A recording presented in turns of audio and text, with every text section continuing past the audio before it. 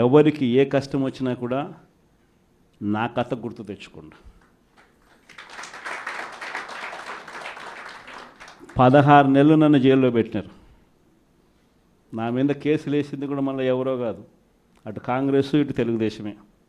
నా పిటిషన్లో ఎవరు పిటిషనర్స్ అంటే అటు కాంగ్రెస్ ఎమ్మెల్యేలు ఇటు తెలుగుదేశం పార్టీకి సంబంధించిన నాయకులు.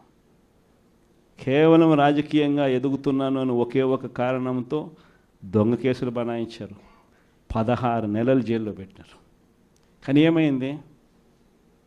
బయటికి రాలా, ముఖ్యమంత్రి కాలా, కాదండంలా బెదిరిస్తారు, కాదండంలా మహా అయితే 3 నెలలు లోపల వేస్తారు, అది కాదండంలా.